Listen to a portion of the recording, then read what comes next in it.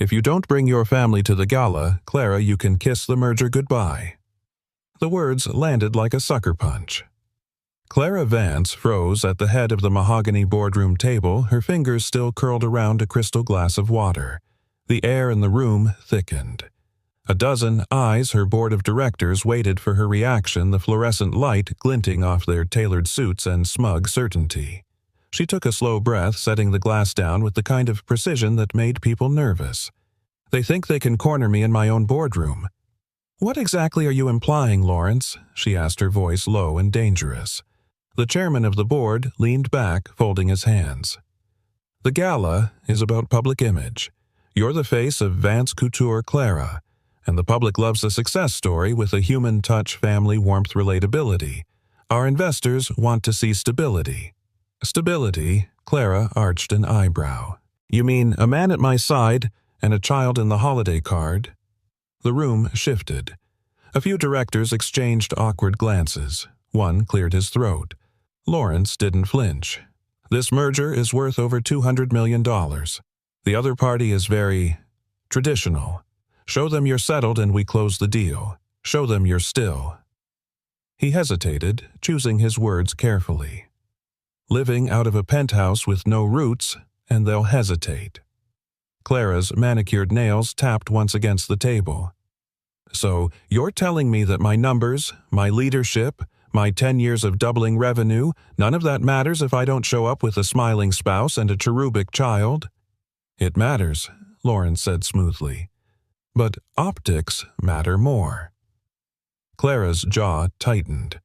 She had spent her life outrunning everyone's expectations, proving she didn't need anyone's approval. Now, apparently, she needed props. "Fine," she said, her tone sharp enough to cut glass. "You want optics? I'll give you optics." The board members shifted in their seats. Clara's dark eyes held them in place for a moment longer before she gathered her leather folder and strode toward the door. Her heels clicked like gunfire on the polished floor. In the elevator, she jabbed the button for the top floor where her private office overlooked half of downtown Boston. Her phone buzzed before the doors closed. "Mother." Clara hesitated, then swiped to answer. "I'm in the middle of preparing for the gala." Her mother's voice slid in as smooth as the champagne they'd be serving. "Darling, I heard there's some concern about you showing up alone." Clara pinched the bridge of her nose. "Of course you did. You know your father and I have always said, yes, yes. Appearances, family image. I've got it covered." There was a pause. "You do?" Clara stared at her reflection in the elevator's mirrored wall. The high bun, the flawless suit, the sharp eyes that revealed nothing. "I will," she said before hanging up. By the time she reached her office, her assistant Marcy was already standing in the doorway with 2 lattes and an expression that suggested she'd been listening through the grapevine. "Tell me you have a plan," Marcy said, handing her a cup. "I have 48 hours, Clara replied, settling behind her desk. "Find me a family." Marcy blinked. "A what?" "A man, a child. Someone photogenic but not suspiciously perfect. We make them mine for one evening." Marcy's mouth opened-closed, then opened again. "Do you want to explain to HR why we're auditioning fake husbands? I don't care how you do it." "Just?" Clara stopped, a flicker of unease passing through her. She had never asked for help like this, never invited strangers into her personal orbit. But she could already hear the board's patronizing voices. She could already picture Lawrence smiling when the merger slipped through her fingers. "Find me someone," she finished. Later that afternoon, she left the elevator on the ground floor to find the lobby deserted, except for the rhythmic squeak of a mop. Daniel Hale was working the far end of the marble floor back, bent slightly, his Navy janitor's uniform pressed but faded at the elbows. His movements were unhurried, deliberate, the kind of pace that came from years of making things spotless while no one noticed. A small figure darted around him, chattering a mile a minute. The girl, 7, maybe 8, had a mass of light brown curls tied in a messy ponytail and was wearing a bright yellow raincoat despite the clear skies outside. She was holding a comic book in one hand and pointing animatedly at something on the page. Daniel glanced up, a faint smile curving his lips at whatever she'd said before answering in a voice too low for Clara to hear. The girl laughed, spinning in place. Clara's heels clicked against the marble, drawing their attention. Daniel straightened, eyes meeting hers. She noticed just for a second the tired warmth in his gaze, like someone who'd carried more than his share of weight but never complained about it. "Evening, Miss Vance," he said, giving a polite nod. The little girl tilted her head. "Are you the lady who owns the whole building?" Clara blinked, caught off guard. "Something like that." The girl studied her for a long moment, then asked with disarming sincerity, "Do you ever laugh, or do you just make important faces all day?" Daniel stifled a chuckle, but his eyes betrayed a flicker of worry at his daughter's boldness. Clara's lips twitched, just barely. "I'll have to get back to you on that." "Okay," the girl said cheerfully, skipping back to her comic. Clara started to walk away, but something in the exchange lingered, like the aftertaste of good coffee, unexpected and warming. She paused, glancing over her shoulder at Daniel and the girl. A man. A child. Someone who didn't belong to her world of press releases and mergers, but who for reasons she couldn't quite name felt oddly real. That night, Clara stared at the city skyline from her penthouse, the girl's question echoing in her head. "Do you ever laugh?" She exhaled sharply, grabbed her phone and scrolled to Marcy's number. "Forget the casting call," she said when Marcy answered groggily. "I think I've found them." The next morning, the first rays of sunlight slanted through the lobby's tall windows, spilling across the freshly polished marble. Daniel Hale was already there, kneeling by the baseboards with a cloth in one hand, his shoulders moving in a steady rhythm. Years of habit had tuned him to the quiet hours when the building belonged to the hum of fluorescent lights and the soft swish of a mop. A small, warm weight leaned against his side. "Daddy, you missed a spot," Isla announced, pointing to a smudge so faint it could have been her imagination. Her tone was pure authority. Daniel glanced down at her amusement, tugging at the corner of his mouth. "Are you the foreman now?" "I'm quality control," she said solemnly, holding her comic book like a clipboard. "If you want 5 stars, you gotta impress me." He chuckled, the sound low and warm. 5 stars, huh? Do I get a bonus?" "You get extra pancakes for breakfast tomorrow," she replied, then paused, grinning. "If you pass inspection." Daniel reached over and ruffled her curls, earning an exaggerated scowl. This was the life he understood. Quiet, unglamorous but solid, predictable, safe for her. They were heading toward the service elevator when the sharp click of heels echoed behind them. Daniel didn't have to turn to know who it was. "Mr. Hale," Clara's voice called smooth but carrying a subtle undercurrent of something. Urgency. He stopped, straightened, and turned. She was approaching with the same deliberate stride she used in the boardroom, black blazer silk blouse, every hair in place. The kind of woman who looked like she was always 2 steps ahead of everyone else. "Yes, ma'am," Daniel said evenly. Clara's gaze flicked to Isla, then back to him. "I need to speak with you, privately." Isla leaned around him, her eyes bright with curiosity. "Hi, Miss Clara." Clara softened barely. "Hello, Isla. How's quality control today?" "Busy," Isla said. "Daddy missed a spot. But don't worry, I fixed it." Daniel gave an apologetic shrug. "She's thorough." Clara's lips curved, but her eyes were all business. "Mr. Hale." 5 minutes. In the break room, Daniel leaned against the counter, arms crossed, watching Clara pace as though the small space couldn't contain her. "I'll get right to the point," she began. "I have an event this Saturday. A very important event. I need a family, temporarily." Daniel blinked, not sure he'd heard right. "A family, yes." She met his eyes without flinching. "The board, the press, certain investors, they want to see stability. A personal life. I don't have one. So I'm making one, for one night. And you want me to pose as my partner?" she finished. "And Isla would be my daughter." He stared at her. The silence stretched heavy with the absurdity of it. Finally, he said, "You realize how crazy that sounds." "Perfectly," Clara replied. "But I don't have time to care about crazy. I have 48 hours and I need people I can trust to pull this off." Daniel's brows drew together. "Why me? You've got an army of PR people who could stage this with models." She hesitated, because they'd look like models, too perfect, too fake. "You don't." His mouth quirked.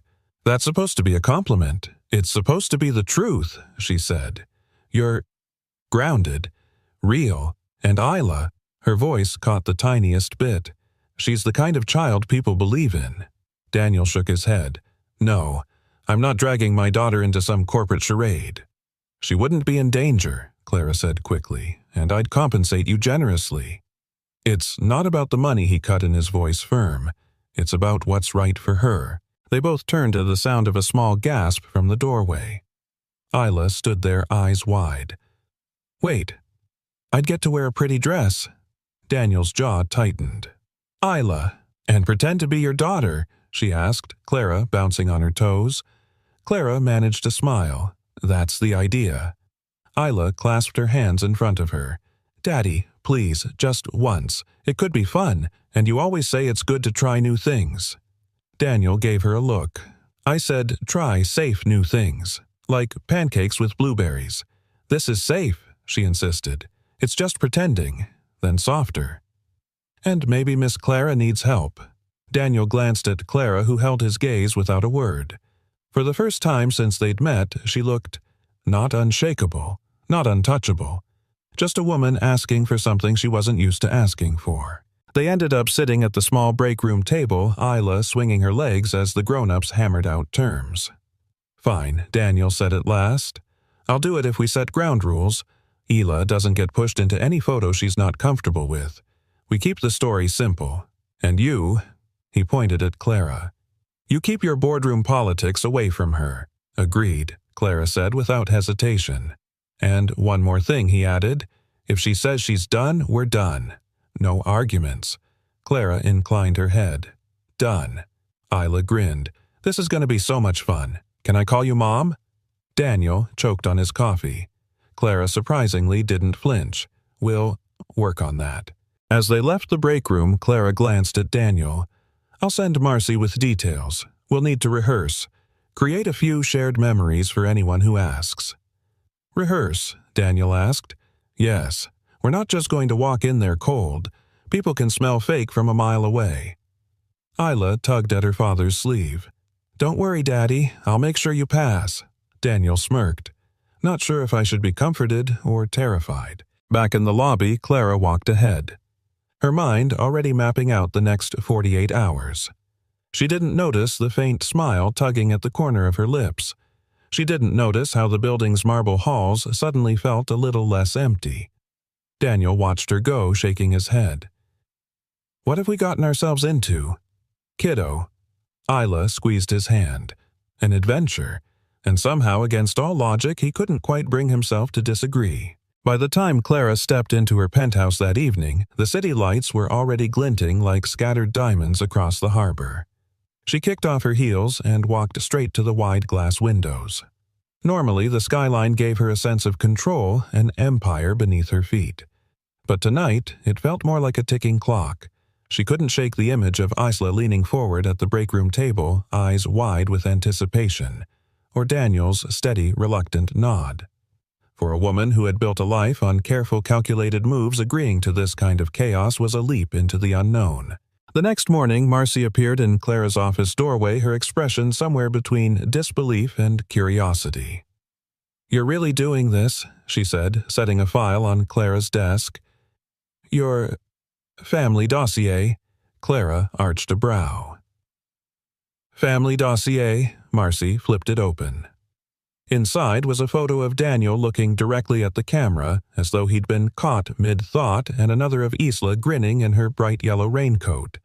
"I need their full names, some personal details, a few believable shared stories," Clara said, scanning the page. "If someone asks how we met, I don't want to be caught hesitating." "You mean, how you met the janitor who's now your fiancé?" Marcy deadpanned. Clara didn't even look up. Exactly. 2 hours later, she was in the modest break room again. Daniel was at the counter pouring coffee into a paper cup. Isla was perched on a stool, legs swinging, sipping hot chocolate with tiny marshmallows bobbing on top. "You're early," Daniel said, glancing at the clock. "We have work to do," Clara replied, setting her leather folder on the table. "If we're going to convince a ballroom full of investors and press that we're a family, we need a history." Isla raised her hand. "Can I make up the story?" Daniel groaned. "That's not how this works, kiddo." Clara leaned forward. "Actually, Isla, you might be the key. People believe children, and you're very convincing." Isla beamed. "See, Daddy?" "She gets it." They spent the next hour sketching out their origin story. "Okay," Clara began, pen poised over a notepad. "How did we meet?" Laundry Room Isla suggested. "You were lost and Daddy helped you figure out the machines." Daniel smirked. "That's believable, but you lost in public." Clara gave a wry smile. "Point taken." She crossed it out. "How about a community event? Something with other witnesses?" Isla's eyes lit up. "The street fair last summer, Daddy helped you carry something heavy." "That could work," Daniel admitted. "We can say you'd just moved to the neighborhood, we bumped into each other, and I helped you carry a box." Clara wrote it down. "Perfect. We keep it simple. No unnecessary flourishes." Isla grinned mischievously. "Can I say you two looked at each other like in the movies?" Daniel rolled his eyes. "No." "Yes," Clara said at the same time. Their eyes met, and for just a second Daniel thought he saw something softness in her expression. But then she blinked, and it was gone. "Next," Clara said briskly. "How long have we been together?" "A year," Daniel answered before she could. "Anything less will sound like a fling. A year says stability." Clara nodded slowly. Agreed. They moved on to favorite activities, baking, thanks to Isla evening walks and the occasional movie night. Isla insisted on including pillow forts in the list, to which Clara raised an eyebrow. "Pillow forts? You can't be a real family without one," Isla said matter-of-factly. Daniel chuckled. "She's not wrong." As the rehearsal went on, Clara found herself enjoying it. There was something grounding about sitting at a table with them, tossing ideas back and forth, Isla's laughter bubbling up at the silliest suggestions. It was unlike any boardroom meeting she'd ever attended, no power plays, no hidden agendas. Just connection. When they wrapped, Clara stood gathering her notes. "We'll meet again tomorrow evening. My place. We'll work on posture, how we'll enter the room, and—" She hesitated, glancing at Isla. "I suppose pillow forts." Isla clapped her hands. "Yes, I'll bring the marshmallows." Daniel shook his head, smiling despite himself. "You're creating a monster." That night, Daniel stood in the doorway of Isla's small bedroom watching her arrange her stuffed animals in a neat row. "You're excited about this," he said quietly. "It's an adventure," she replied, tucking in a worn-out teddy bear. "Besides, Miss Clara seems lonely." Daniel leaned against the frame. "What makes you say that?" Isla shrugged. "She has a big smile, but she only uses it when she has to. Not like you do when you're happy." He thought about that long after he'd kissed her goodnight. Meanwhile, in her penthouse, Clara sat at her kitchen counter with a glass of wine, flipping through the pages of their family file. Every detail was tidy, believable. And yet, it was Isla's voice she kept hearing. "She seems lonely." Clara set down her glass and stared out at the city again. The skyline looked the same as always, but for the first time in years, she felt the faint stirrings of something unfamiliar. Anticipation. By Friday, their second rehearsal was set. Clara's apartment buzzed with a different kind of energy, less sterile, more alive.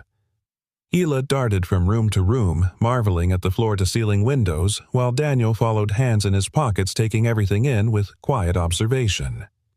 "All right," Clara said, motioning for them to join her in the living room. "We practice walking in together, greeting people looking natural. No stiff smiles." Daniel gave her a half-smile. "You might need to define natural for me." "Just Don't overthink it, she said. Look at Isla like she's the best thing in the room. That part shouldn't be hard. He glanced at his daughter, and the look in his eyes made Clara's chest tighten unexpectedly. They walked through the entrance scenario 3 times. The first was awkward, the second less so, and by the third, Clara realized she was actually smiling. Not the careful camera-ready curve she'd perfected for years, but something real. As they wrapped up, Isla threw herself onto the couch. I think we're ready. Clara exchanged a look with Daniel. We'll see. She picked up her folder, tucking it under her arm. Tomorrow night we make them believe. Daniel nodded, but his voice was steady. Or maybe we just show them who we are for one night, even if it's pretend. Clara didn't answer, but the thought stayed with her long after they left. Saturday morning broke crisp and clear, the kind of Boston winter day where the air carried the scent of snow, but the sun fought to keep its promise.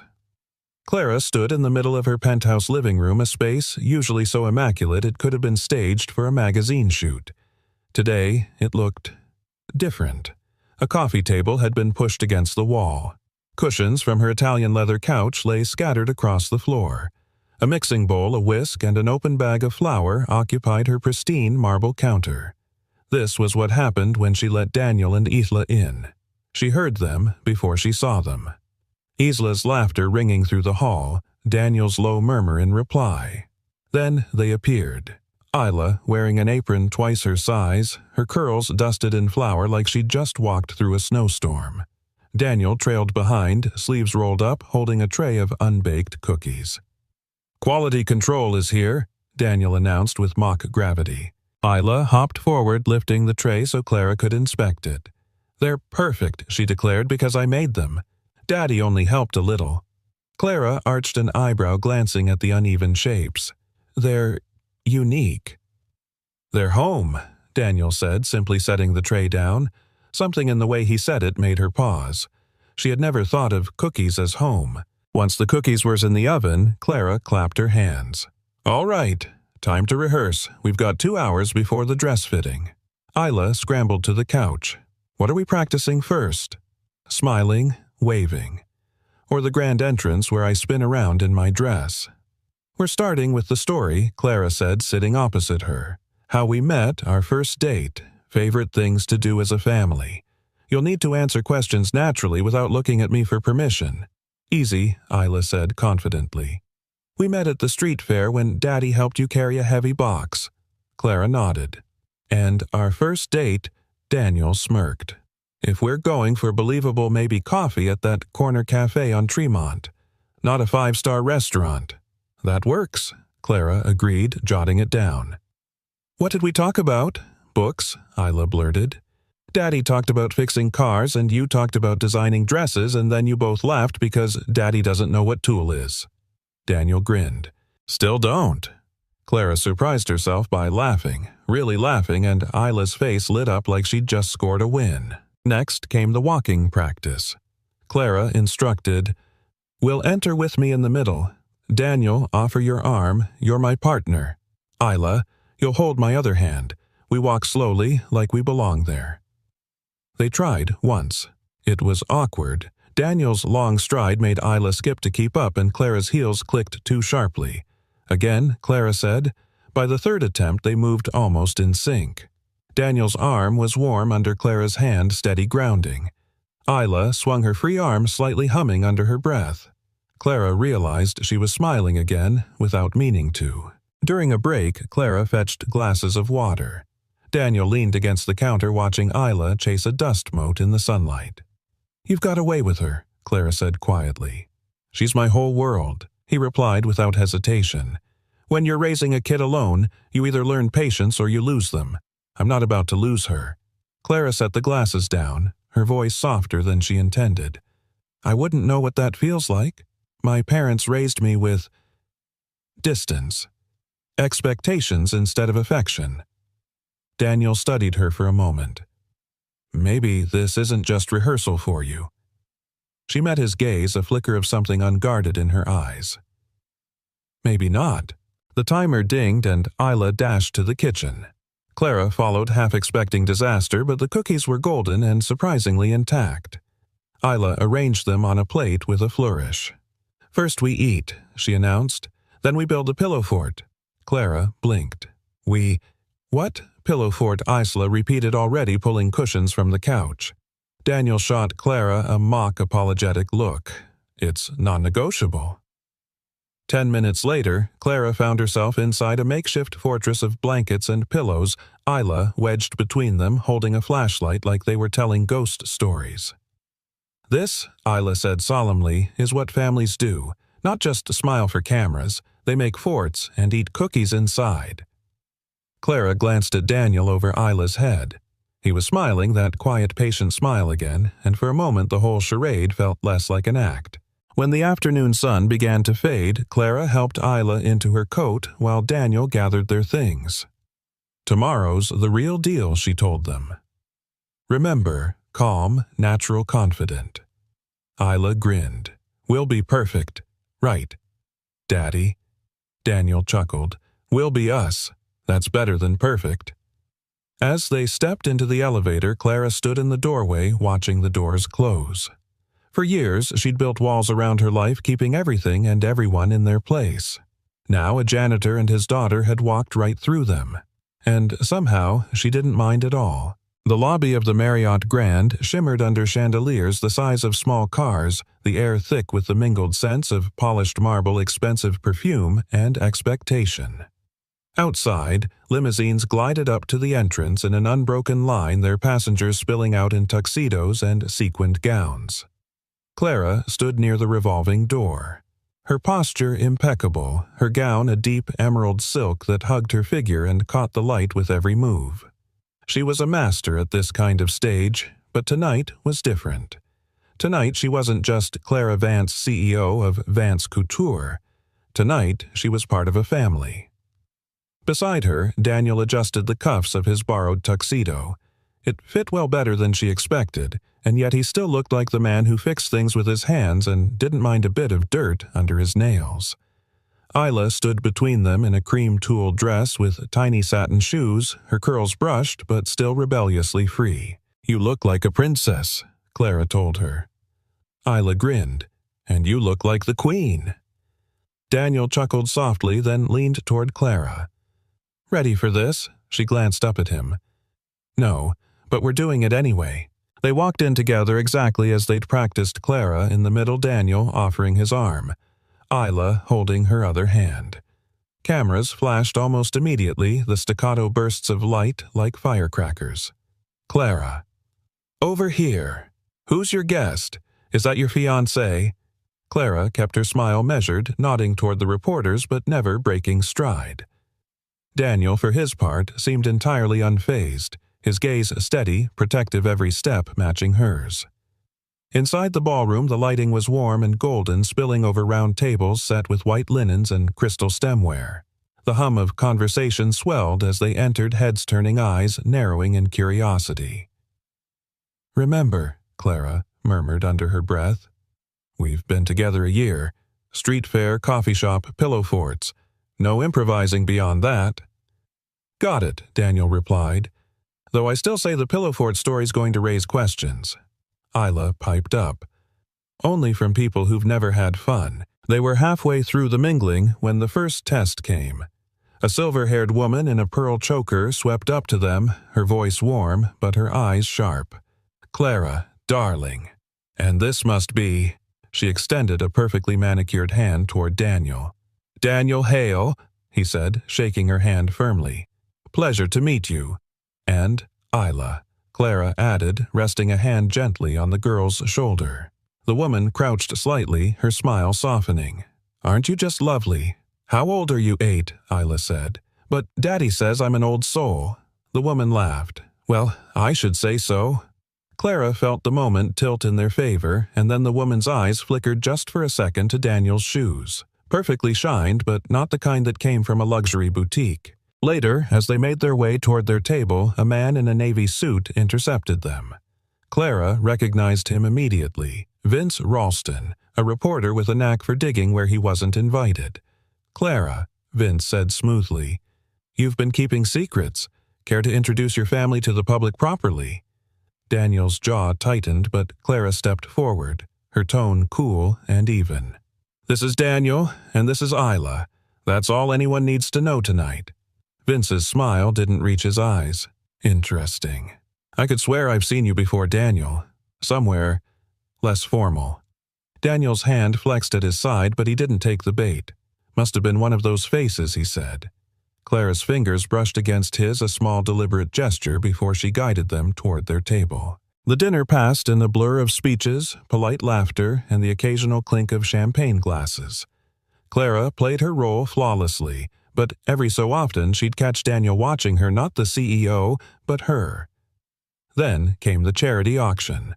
Clara hadn't planned for Isla to be on stage, but the host called for any young guests to help display the auction items.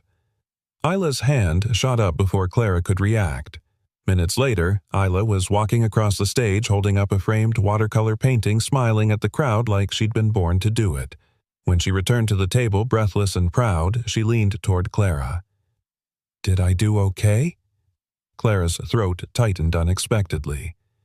"You were perfect." Daniel caught her eye, and for a moment there was an unspoken agreement between them. They were in this together now. But the night wasn't done testing them. As they stood near the exit waiting for codes, Clara overheard two guests whispering just a few feet away. "That's him, the janitor from her building. Impossible.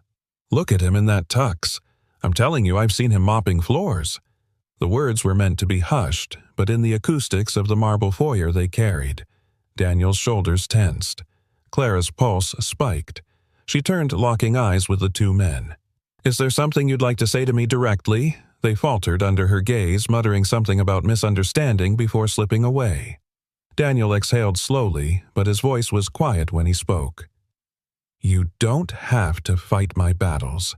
Clara's reply was immediate. "I'm not fighting yours, I'm fighting ours." Outside, the cold air bit at their cheeks as the valet brought the car around. Isla climbed into the back seat, chattering about the dessert table. Daniel hesitated before getting in. "You know, this won't stop here. Someone's going to dig. They'll find out who I am." Clara met his gaze, her voice firm. "Then we'll handle it. Together." For the first time all night, Daniel's guarded expression softened. "Careful, Clara. You almost sound like you mean that." She smiled faintly, settling into her seat. "Maybe I do." The city lights blurred past the windows as they drove away the night, leaving them with more questions than answers, and an unspoken understanding that, whatever this was, it was no longer just pretend. The first sign came the very next morning. Clara was halfway through her espresso when Marcy stepped into her office, phone in hand, her face tight. "It's starting," she said. Clara set the cup down slowly. "What's starting?" Marcy placed the phone on the desk and hit play. A grainy cell phone video filled the screen. Last night's gala foyer, Clara and Daniel waiting for the valet. In the background, the two men's voices rang clearer than she remembered. "That's him, the janitor from her building." "Impossible. Look at him in that tux. I'm telling you, I've seen him mopping floors." The clip ended with Clara turning sharply toward them. The camera caught her glare and Daniel's clenched jaw before cutting off. Beneath the video, the caption read, "CEO's mystery date from mop to merger." By noon, 3 gossip blogs had reposted it. By 2 o'clock, business news sites had picked it up, turning it into a human interest headline with a sneer hidden between the lines. At 3:15, her phone lit up with Lawrence's name. "Clara," he said without greeting. "I assume you've seen the coverage." "I have. This merger is fragile enough without you inviting a PR circus. You need to control the narrative." Her voice cooled. Meaning you either make it clear this was a publicity stunt, or you step back from public appearances until the noise dies down. Investors don't like uncertainty." Clara's fingers curled on the desk. "What they like or don't like isn't going to dictate my personal life. Everything you do is the company's life," Lawrence snapped. "Don't forget that." She hung up without a goodbye. Downstairs, Daniel was pushing his mop bucket into the service hallway when he heard the voice. "Hey, Hale," one of the younger maintenance guys called. "Didn't know you were dating royalty." Daniel kept moving, but the man chuckled. "Better watch yourself. People like her don't stick around for the janitor." Not unless they need a good photo. Daniel parked the mop, turning slowly. You done? The man lifted his hands in mock surrender. Just saying. Don't get too comfortable. Daniel walked away without replying, but the words followed him all the way to the next floor. That evening, Clara found herself outside the service exit, the cold air stinging her cheeks. Daniel emerged a moment later, carrying his jacket over one arm. "You've seen it?" she asked. Hard to miss. His voice was even, but there was a distance to it. "They're twisting the story." He met her gaze. "It's not a story to me. It's my life, my job, my kid. I know. Do you?" He stepped closer. "Because for you, this is about headlines. For me, it's about whether the parents at Isla's school look at her differently, whether the people I work with think I'm chasing something I'm not." She held his eyes, fighting the instinct to argue. "Daniel, I didn't bring you into this to humiliate you." He exhaled a slow, weary breath. "Maybe not. But you did bring us into it without knowing what it might cost." The silence stretched between them until the door behind Daniel banged open. Isla peeked out her curls, peeking from under a knitted beanie. "Hi, Miss Clara," she said brightly, then caught the tension in the air. Did I interrupt?" Clara forced a smile. "Not at all. How was your day? Daddy picked me up early," she said proudly. "We made grilled cheese." Daniel touched her shoulder. "Come on, kiddo. Let's get home." They walked away together, and Clara watched them go, a hollowness settling in her chest. For the first time, she wondered if she'd built a situation that could collapse faster than she could repair it. 2 days later, the whispers had hardened into headlines. From boardroom to broom closet, one tabloid jeered. Another ran a side-by-side photo Daniel at the gala. Daniel in uniform with the caption, "Which is the real Mr. Vance?" Marcy stormed into Clara's office. "We can spin this," she said. "Talk about you connecting with real people. Make it an inspirational angle." Clara shook her head. "That turns him into a prop again. I'm not doing that." Marcy hesitated. "Then you need to talk to him before this does permanent damage." That night, Clara went to the garage where Daniel sometimes worked after hours repairing neighbors' cars for extra cash. She found him under the hood of a rusted pickup, sleeves rolled up, grease streaking his forearms. He didn't look up. "If you're here to check on your investment, you're in the wrong place." "I'm here because I owe you an apology," she said. That made him straighten rag in hand. "For what? For not thinking far enough ahead. For assuming I could control how people saw you. For not realizing how much this could hurt you and Isla." He studied her for a long moment. "You can't control what people say, Clara. You can only decide what's worth standing in front of." She stepped closer. "Oh, and you. Are you willing to stand in front of this with me?" Daniel's jaw tightened. "Not if it means Isla gets caught in the crossfire." From the corner, a small voice spoke up. "Crossfire means fighting, right?" They both turned to see Isla, curled up on an old couch sketchbook in her lap. "I don't like fighting," she added softly. Clara crouched beside her. "Neither do I." Isla tilted her head. "Then maybe we just be a family in places where people can't ruin it, like the kitchen, or the park, or pillow forts." Daniel met Clara's eyes over Isla's head, and for once there was no anger there, only a tired kind of truth. When Clara left the garage that night, the cold wind cut through her coat, but something else lodged deeper. The realization that this was no longer about a gala, a merger, or optics. If she wanted to keep Daniel and Isla in her life, she couldn't just protect the image of them. She had to protect them, even if it meant stepping out from behind the armor she'd worn her whole life. The first week without seeing them was like walking through a silent house with all the lights off. Clara's days were full meetings, calls, investor updates, but everything felt oddly two-dimensional, as if the world had lost some unseen depth. She told herself it was for the best, that giving Daniel and Isla space would let the gossip die down, that staying away was a kindness. But at night, the skyline outside her penthouse window felt less like an empire and more like a wall. Daniel, meanwhile, threw himself into routine. He picked up extra shifts, fixed 2 cars in the evenings, and let Isla convince him to make pancakes for dinner twice in 1 week. He didn't mention Clara, and Isla didn't ask. But sometimes, when she thought he wasn't looking, she'd set an extra place at the table, then quietly put it away before they ate. It was Thursday when Clara finally heard her mother's voice on the phone again. "You've gone quiet, darling," her mother said. "Too quiet. I've been busy," Clara replied, staring at the glass of water on her desk. "With work or with licking your wounds?" Clara's lips tightened.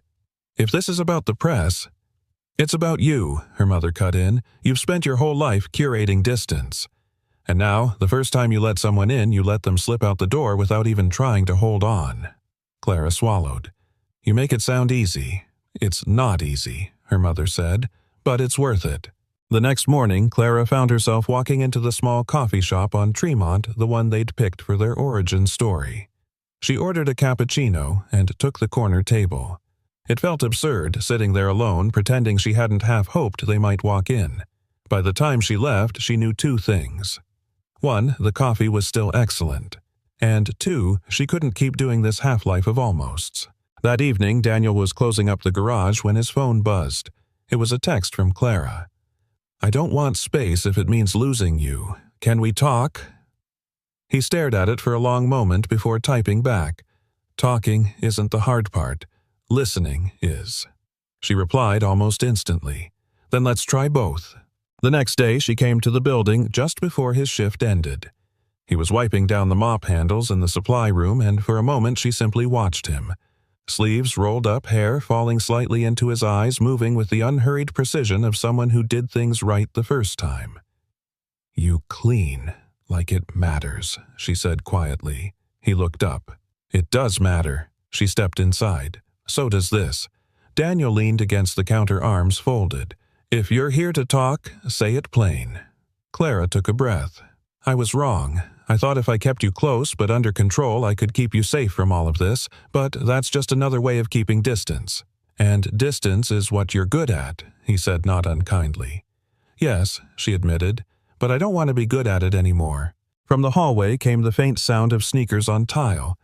Isla appeared in the doorway, her backpack bouncing against her side. "Hi, Miss Clara," she said, surprised but smiling. "Hi, Isla?" Clara hesitated, then crouched so she was eye level. "I've missed you." Isla studied her face for a moment as if deciding whether to believe her. Then she said simply, "We still have marshmallows in the cupboard." Daniel's brow furrowed. "Marshmallows? For pillow forts," Isla said, as though it were obvious. They ended up back at Daniel's small apartment that evening. It wasn't planned, but somehow Clara was sitting cross-legged on the floor while Isla lined up blankets and cushions like a military operation. Daniel was in the kitchen making cocoa. "You're really coming back?" Isla asked without looking up. "If you'll have me," Clara said. Isla grinned. "You were good at the smiling part. We just need to work on the laughing." Clara laughed then a real one, and Isla beamed like she'd just won a prize. Later, after Isla had fallen asleep in the fort, Daniel walked Clara to the door. "You sure you're ready for this?" he asked quietly. "No," she said honestly. "But I'd rather be unready with you than ready without you." He studied her for a long moment, then nodded. "We'll see where it goes." She smiled faintly. "As long as it's forward." When Clara stepped out into the cool night, she realized something had shifted. The distance between them hadn't vanished, it had turned into a path. And for the first time in weeks, she wanted to follow it. The rain had stopped sometime in the night, but the sidewalk still glistened in the morning light. Clara stood outside Daniel's apartment building holding 2 paper cups from the cafe on Tremont. 1 cappuccino, 1 hot chocolate with extra marshmallows. She wasn't entirely sure why she'd come unannounced, but the idea of starting the day without seeing them felt suddenly wrong. Daniel opened the door still in a worn gray t-shirt, his hair slightly mussed. He eyed the cups in her hands. "You bribing us with sugar now?" Clara smirked. "I'm learning from the best." She glanced toward the living room where Isla was sitting cross-legged on the floor building a tower out of mismatched blocks. When Isla saw her, she lit up. "Miss Clara." "You're here." Clara stepped inside and handed her the hot chocolate. "Figured you could use an architect's fuel." Isla took a sip, chocolate mustache already forming. This is the good kind." They spent the morning lazily, Daniel fixing a loose drawer handle in the kitchen, Clara helping Isla build a city from the block set. It was ordinary, comfortable, and it scared Clara how much she wanted more of it. When Daniel finally sat down wiping his hands on a dish towel, Clara looked at both of them. "I was thinking, we could do something together this weekend, the three of us." Daniel raised an eyebrow. "Like what? There's a winter fair upstate," Clara said. "Ice sculptures, hot cider fireworks in the evening. I used to want to go when I was a kid, but—" She trailed off, not finishing the sentence. "But your parents were busy," Daniel guessed quietly. She met his gaze, surprised. "Yes." Isla bounced in her seat. "Can we go, Daddy?" "Please, I've never seen ice sculptures." Daniel hesitated, looking between his daughter and Clara. "It's a long drive." "I'll handle the driving," Clara said quickly, "and the hotel, and anything else we need." Daniel's voice was steady. "It's not about the cost. It's about what it means." Before Clara could respond, Isla spoke, her voice soft but clear. "It means we're together, that's all." The words landed like a quiet truth neither adult could dodge. Daniel's shoulders eased and Clara felt something loosen in her chest. "All right," Daniel said finally. "We'll go." Isla clapped her hands. "Yes, I'm bringing my snow boots and the big scarf Grandma made." Clara smiled, feeling the first flicker of real anticipation in weeks. Saturday morning the sky was pale and bright, promising cold but fair weather. Clara picked them up in her SUV, the back seat already stocked with blankets and snacks. Isla climbed in, chattering about all the things she wanted to see: the ice castle, the giant snowflake, and maybe a pony, if they have one. Daniel buckled her in, then slid into the passenger seat. "You really packed half a kitchen in here?" he said, eyeing the cooler. "I like to be prepared," Clara replied. "For what? For anything." The drive was long but easy. Daniel told stories about Isla's first snow day, about the time she tried to help shovel the driveway and ended up building a snow fort instead. Clara shared her own rarer memories, the year she'd begged for a sled and got a silver music box instead, her parents calling it more refined. Isla, sandwiched between them in conversation, asked questions that made them laugh and pause in equal measure. "Miss Clara, do you have a favorite smell?" Clara thought for a moment. "Fresh-baked bread." Daniel smirked. "Funny, I'd have guessed new leather." Maybe both, Clara admitted. By the time they reached the fairgrounds, the world was dusted in white, the air crisp enough to turn every breath into a puff of smoke. Strings of lights crisscrossed above stalls selling hot cider caramel apples and roasted nuts. Music drifted from a small stage where a folk band played their notes, carried on the wind. Isla ran ahead to a row of ice sculptures. A dragon, a mermaid, a pair of swans with necks curved into a heart. She pressed her gloved hands to the ice. "It's so smooth." Clara watched her, then glanced at Daniel. "She's magic." Daniel's gaze stayed on his daughter. "Yeah, she is." They wandered the fair together, Isla dragging them from one display to another, Daniel making sure she didn't slip. Clara laughing more than she realized. At one point, Isla insisted they all take a picture in front of the ice castle. "Come on, Daddy. You stand here and Miss Clara, you stand next to him. Closer. You're supposed to look like you like each other." Daniel's mouth twitched, but he didn't move away. Clara stepped closer, their shoulders brushing. For the briefest moment the cold faded, replaced by a warmth she couldn't quite name. As dusk fell, the fair transformed. Lanterns glowed against the snow, the air thick with the scent of cinnamon and wood smoke. They found a spot near the main square, cups of cider warming their hands as the first fireworks burst overhead in red and gold. Isla gasped, eyes wide. "It's like the sky is happy." Clara glanced at her, then at Daniel. His profile was lit by the flicker of the fireworks, and for a heartbeat she imagined this wasn't temporary, that they weren't pretending. When he turned to look at her, there was something unspoken in his eyes, not an answer but a question. And for once, she didn't feel the need to control it. That night, in the quiet of the hotel room, Clara watched Isla fall asleep curled between them, her small hand resting against Daniel's arm. Daniel shifted slightly, careful not to wake her. "You know, this doesn't make everything simple," he said softly. "I know," Clara replied. "But maybe it makes it worth figuring out." He didn't answer, but the faintest hint of a smile touched his lips. When Clara closed her eyes, she realized Isla had been right all along. It wasn't about where they were or what they were doing. It was about being together, and that was enough to start. The fair was at its most alive that evening. Lanterns flickered along snowy paths, laughter drifted from the carousel, and the air was thick with the scent of roasted chestnuts. Clara walked between Daniel and Isla, their footsteps crunching softly in the snow. Isla had a caramel apple in one hand, her cheeks flushed from the cold. "Can we go see the ice maze before the fireworks start?" she asked, her voice bright with hope. Daniel glanced at Clara. "We've got 20 minutes." Clara smiled. "Lead the way, Princess Quality Control." The maze was larger than Clara expected, its crystalline walls glowing faintly under embedded LED lights. Children's voices echoed from inside, mixed with the occasional adult calling for their kids. Isla darted ahead, following the twists and turns, her giggle trailing behind her like a ribbon. "Stay, where we can see you," Daniel called. "I will," she called back, her voice already around the next corner. Clara quickened her pace, but the next turn revealed only strangers. A flicker of unease tightened in her chest. Isla Daniel's tone was sharper now. He turned left, Clara went right. The maze split into 3 narrow corridors, each lined with icy walls too tall to see over. They searched for what felt like forever, calling her name, moving faster with each step. The crowd noise outside seemed muted, replaced by the hollow echo of their voices. Then Clara reached a dead end. No Isla.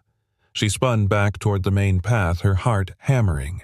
Daniel's voice came from somewhere ahead, strained. "She's not answering. She wouldn't just—" Clara stopped herself, shaking her head.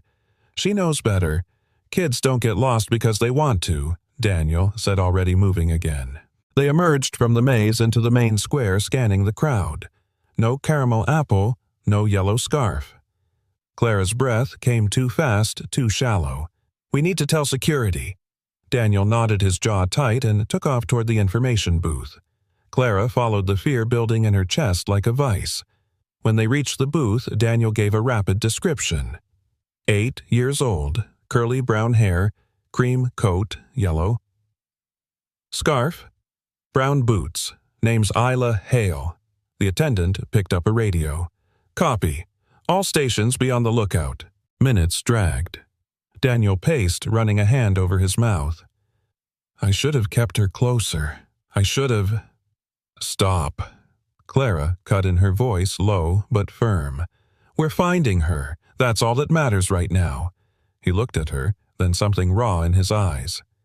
"If anything happens to her—" "Nothing is going to happen," she said, though her own chest felt like it might cave in. She scanned the square again, then her eyes fell on the main stage where a man was introducing the next musical act. A microphone. "Daniel," she said quickly, "the stage."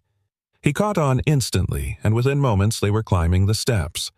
The stage manager looked ready to object until Clara handed him her business card and said, 2 minutes. Daniel took the mic, his voice steady but loud enough to cut through the crowd noise. "My name's Daniel Hale. My daughter Isla is missing. She's wearing a yellow scarf cream coat. If you see her, please bring her here."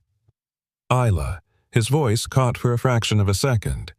"If you can hear me, stay where you are. We'll come to you." Clara stepped to the mic. "Sweetheart, it's Clara. I'm here too. We're not leaving until we find you." For a moment, the crowd noise dimmed, the music gone. Then, faintly, a child's voice carried from the left side of the square. Daddy Daniel's head whipped around. She was there just beyond a row of market stalls, her eyes wide but dry. In an instant, Daniel was off the stage, weaving through the crowd. Clara followed her heels, slipping slightly on the icy ground. When they reached her, Isla threw her arms around Daniel's neck. "I couldn't find you. I tried to go back, but the ice walls."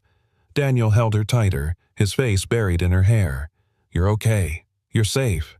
That's all that matters." Clara crouched beside them. "You scared us, you know." Isla sniffled. "I'm sorry. I didn't mean to." Clara smiled gently. "I know. Let's just stick together from now on." They walked back toward the square, Daniel carrying Isla despite her protests that she could walk.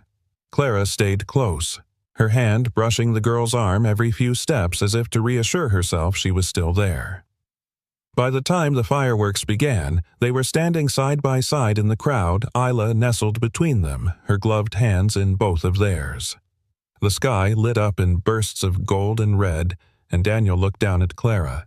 "Thank you for being there." She met his gaze. Always. For the first time she realized she meant it. That night, back at the hotel, Isla fell asleep quickly worn out from the day's excitement. Daniel stood at the window, watching snowflakes drift under the streetlights. Clara joined him, her voice quiet. "You kept her safe today," he shook his head. "We kept her safe." They stood there for a long moment, the silence between them no longer cold, but something closer to peace. The Monday after the winter fair felt different. Clara arrived at Vance Couture's headquarters earlier than usual, her heels echoing in the still hallway. She had made her decision sometime between the fireworks and watching Isla sleep in the hotel room. It had been crystal clear, then hiding was no longer an option. Her assistant, Marcy, was already waiting with a stack of newspapers and her laptop open to a dozen tabs. "It's everywhere," Marcy said grimly. "The fair, pictures, the stage announcement, even a video of you holding Isla's hand while you two walked out. Headlines are all over the place, half are heartwarming, half are not." Clara skimmed one front page. From CEO to stepmom, the story behind the mystery man. Another read, "Is Vance Couture losing its edge or finding its heart?" Marcy lowered her voice. "The board called an emergency meeting. They're expecting you to walk in there and either distance yourself from Daniel or, well, you know."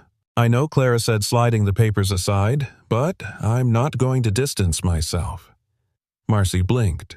"You're going to—" "I'm going to tell the truth," Clara interrupted. "About Daniel, about Isla, about what they mean to me." By the time she entered the boardroom, every seat was filled. Lawrence sat at the head of the table, expression carved from stone. The murmurs died as Clara took her place. Clara Lawrence began. "I trust you've seen the media coverage.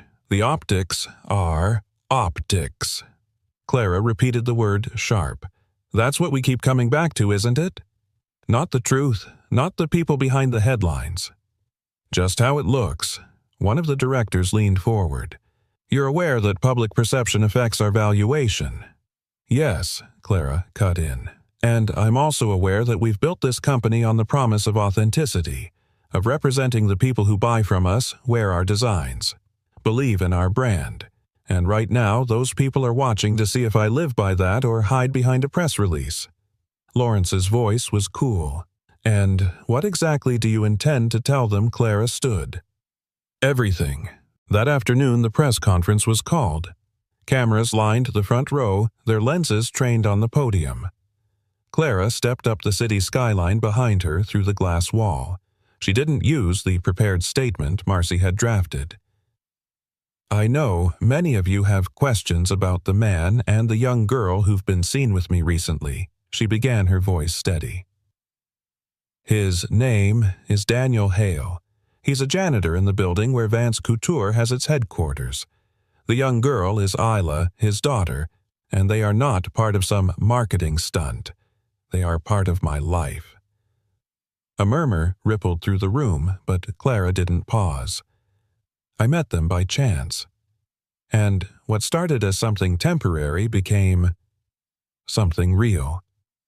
Daniel is one of the most grounded, decent people I've ever known. Isla is sunshine in human form.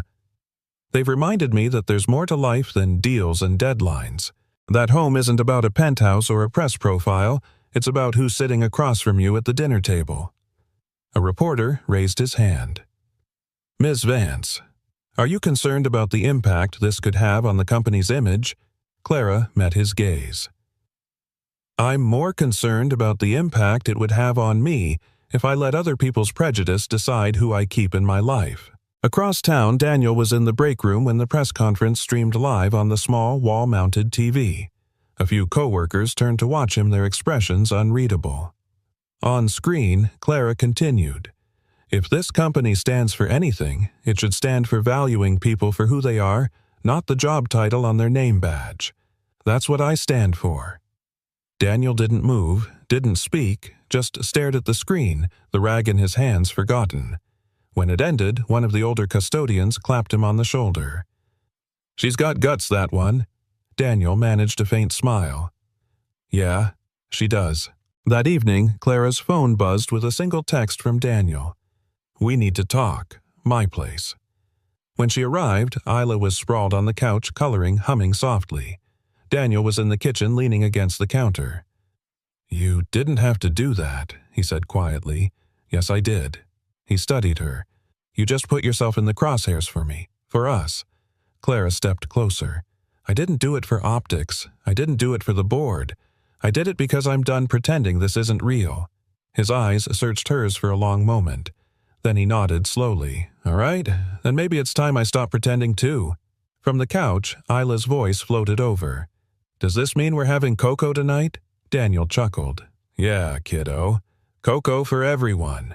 As Clara sat at their small kitchen table, steam curling from her mug, she realized something she'd never felt at a gala or in a boardroom. She was exactly where she wanted to be.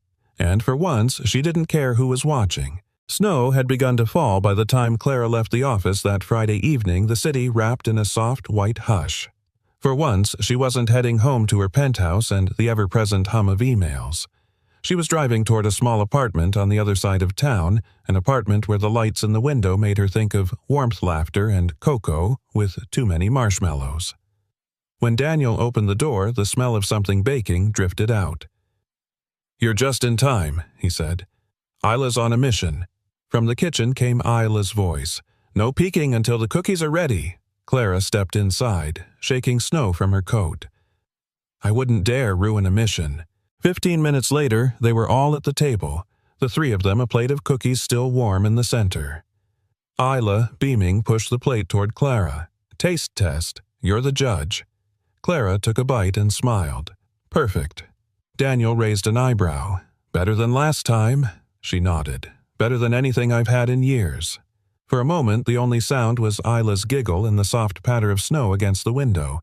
It felt easy. When the cookies were half gone, Isla hopped down from her chair. "Be right back," she announced and disappeared into her room. Daniel leaned back, his eyes on Clara. "She's been talking about you a lot." Clara's lips curved. "Good things, I hope." He hesitated, then said, "She said you make the world feel bigger, and that you make me smile more." Something warm and sharp twisted in her chest.